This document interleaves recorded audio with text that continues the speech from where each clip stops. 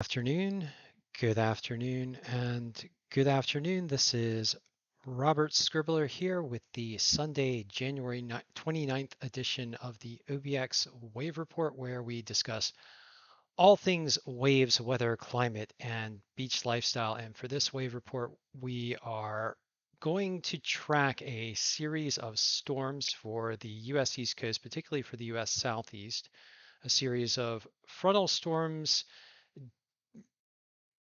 dipping down from the north and coming up from the south.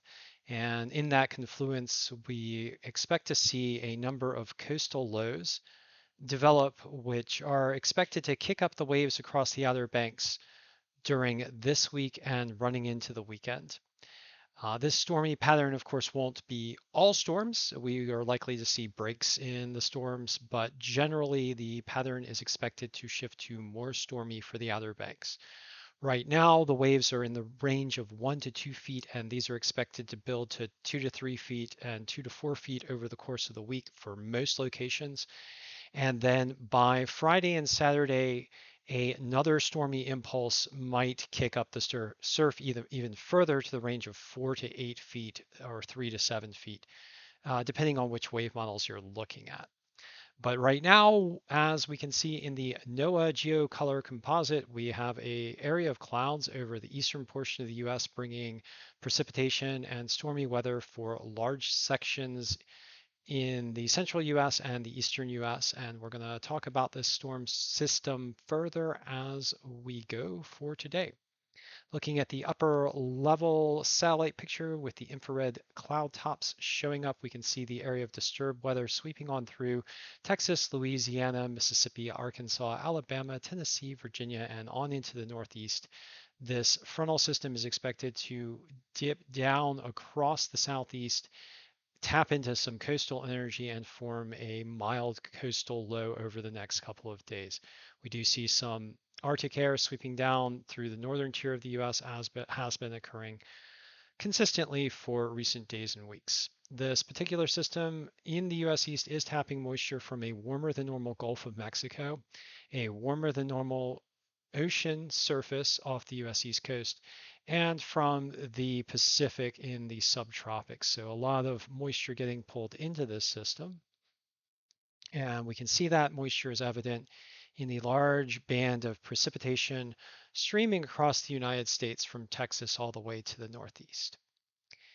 Looking at the longer term prediction for precipitation, which is an indicator of where the storminess is most likely to occur for the next 7 days in the NOAA quantitative prediction forecast, we do see a tendency for storminess over most of the US Southeast, which with hot spots over portions of Texas through northern Georgia and extreme western parts of North Carolina and South Carolina, and an area of storminess right here off the Outer Banks. So we're going to have to keep a real eye on the weather right now as we have this indicator of stormy potential right here off the Outer Banks. And this is also an indicator of coastal low formation.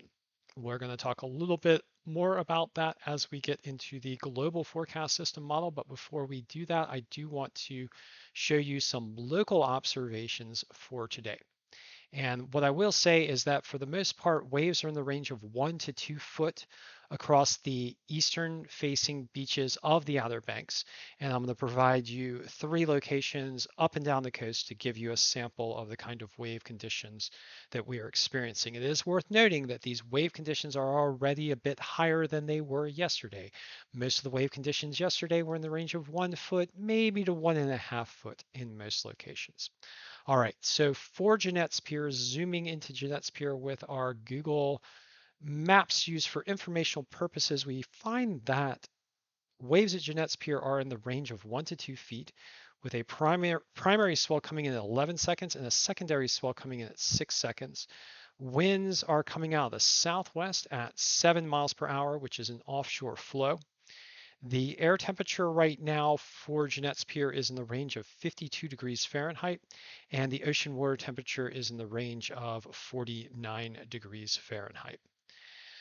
Weather conditions for today are expected to be Partly cloudy with clouds building throughout the day as that storm system does move in from the west, and the expected high for today has likely already been reached or nearly reached at 53 degrees Fahrenheit.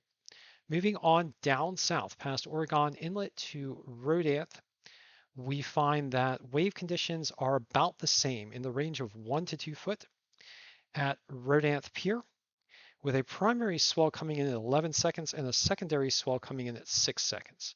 Winds are out of the southwest, which is offshore at 9 miles per hour.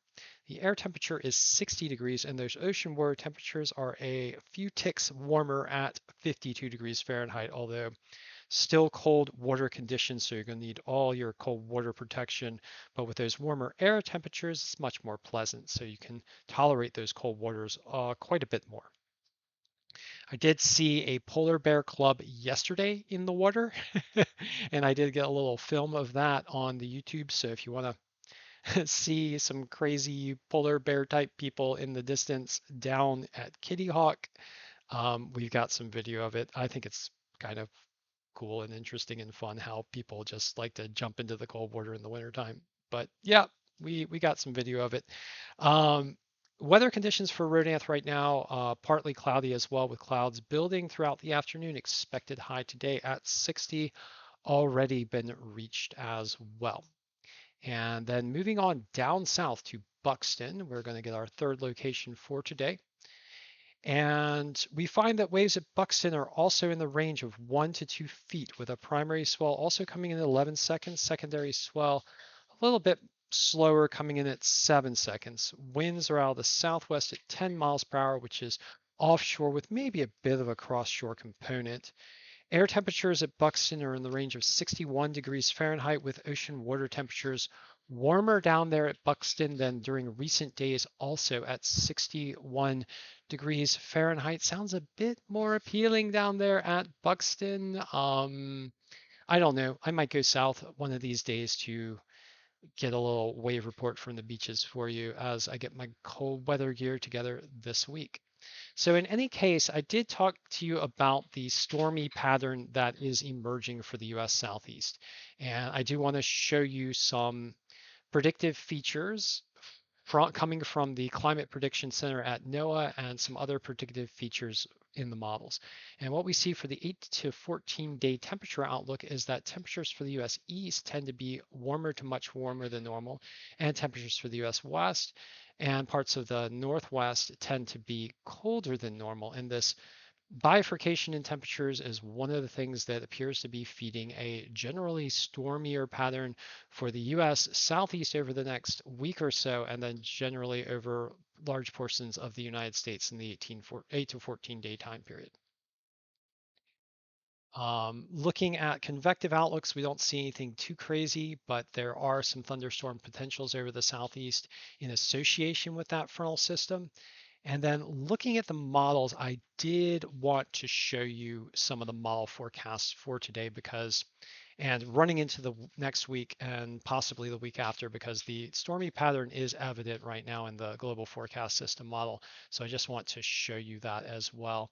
So starting the model with the present and moving forward to tomorrow, we see the front sagging across the southeast with a coastal low expected to develop off the North Carolina coastal border on Monday, with a low pressure system associated with some relatively stormy conditions south, tracking off to the east northeast, coming right off Cape Hatteras and spreading some stormy conditions across the Outer Banks tomorrow. The storm is not expected to be too intense as far as like a wind event, but it is expected to kick up some surf as it heads on offshore by Tuesday. And then we get another impulse, a front sagging south, if you will, across the US Southeast, tapping into that Gulf moisture, tapping into that Pacific moisture, and tapping into that North Atlantic moisture with all those warmer than normal ocean water temperatures, and providing it fuel as another low pressure system forms off the Outer Banks by Wednesday in association with this system generally, and tends to linger. We get basically these impulses along the front as we move on to Wednesday and into Thursday, and then on into late Thursday and then Friday as another stronger storm system develops in through the U.S. Southeast, namely parts of western Georgia, Alabama, and Mississippi, and then tracks eastward by Friday off the U.S. East Coast. And this system is expected to bring some stronger northerly and northeasterly winds, which is expected to kick up the surf a bit more here in the Outer Banks by the Friday, Saturday time period. And I've been looking at the models. Models are showing some rather high waves breaking on shore in the range of 3 to 7 and 4 to 8 feet by Friday and Saturday. If this storm system does develop and we get this consistent frontal boundary with these tightly packed isobars between a high pressure system to the north and a kind of a trough here to the south, then we're definitely in for some increased wave heights and probably some stormy conditions at least in through late Friday, and then possibly clearing and cooler into Saturday, but with larger waves with that easterly and northeasterly flow. This 1050 millibar high is very strong. And then we've got the offshore storm that is helping to create that isobar tension between the two storms, or between the two weather systems, between the trough in the south and east and the high pressure system more over the Great Lakes region. And then it's worth noting that the storminess does develop and create a kind of a juxtaposed high-low system with the strong onshore flow coming in from the east by Sunday. And then a continued onshore flow, maybe shifting a little bit toward the southeast by Sunday and into Monday, maintaining from the east. And then we get another coastal system just offshore by late Sunday and into early Monday. And finally sweeping on off the US East Coast by later in the day on Monday, but with another impulse just wanting to develop down here to the south of Hatteras and the Outer Banks, and lingering again, getting tension here between, I'm calling it tension, but we get these isobars coming in between the high pressure system to the north and the low pressure system to the south, this easterly onshore flow. And all of this just looks to me like we're going to get some pretty big waves here in the Outer Banks over the weekend and into Sunday, Monday, Tuesday, and even Wednesday of next week as we consistently get these coastal storms developing on in through. Looks like even like late Wednesday, and then finally possibly a respite by later on the following week, running into Thursday and Friday, February 9th. But again, another system developing over Texas, setting sights on the US Southeast. And then, yep, with a strong low developing, yep, and then transitioning to a coastal low. So overall, we've got this tendency of storms to develop, coastal lows to develop, and generally stormier pattern here for the Outer Banks. This means larger waves, rougher weather, possibly, and this doesn't mean that we won't have some sunny days interspersed. Generally warmer conditions as we get some influence from the Atlantic and from the Gulf, but interspersed with little shots of Arctic air that might get down to us as well. So overall, generally building waves with a stormier pattern over this coming week and then on into the weekend and then likely into next week as well. So I am going to go down for our conclusion and look at some of the wave models for the next few days. I'm going to specifically focus on the Outer Banks due to time constraints today. And looking in right now at the wave heights in the near offshore environment, waves offshore about 2 feet, but the orientation of the swell is coming in from the east. And this for today. For tomorrow, we get slightly larger waves in the range of 3 to 4 feet with some swells coming in from the south. And we're still getting that more east to west orientation for the swells toward the more northerly beaches. And then on Tuesday, we have consistent 3-foot wave heights in the offshore environment, likely translating to 2 to 3-foot waves along the coast, as these swell orientations are pretty much running straight in toward the coastline. So let's see, that's Sunday, Monday, Tuesday, and then running into Wednesday, we start to get that impulse of the influence of the coastal system with a bit of a northeast pattern. And in the near offshore environment by Wednesday in this wave model, we've got wave heights in the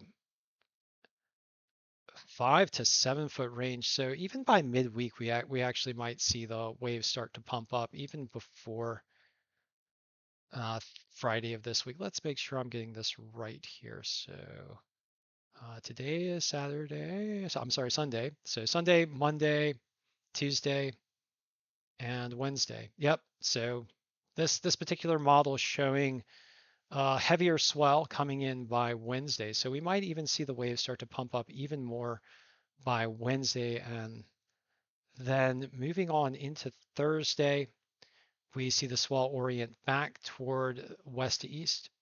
I'm sorry, east to west in the range of 2 to 4 feet, but also very much running straight into the coastline. And then we are looking at an even more powerful coastal storm coming in on Thursday and Friday and Saturday of next week as well. So a series of coastal systems expected to increase the waves generally across the Outer Banks. Wave heights right now ranging from 1 to 2 feet, expected to build to 2 to 3 feet through Monday and Tuesday, possibly kicking up a bit more into Wednesday. And then by Thursday, Friday, and Saturday of next week, a much larger wave event potential as we get an even stronger coastal system duking it out with a high pressure system up to the north, creating a strong onshore wind flow for the Outer Banks. So thank you for joining me for this version of the OBX Wave Report, the January 29th edition. And please remember to do everything you can to help accelerate the clean energy transition away from fossil fuels and toward the renewables like wind, solar, and electric vehicles, and thereby save our coastlines from the impacts of human caused climate change driven by fossil fuel burning. So thank you for joining me, and I will be back with you with some observations from the coastlines today and another wave report for you guys tomorrow. Thank you again.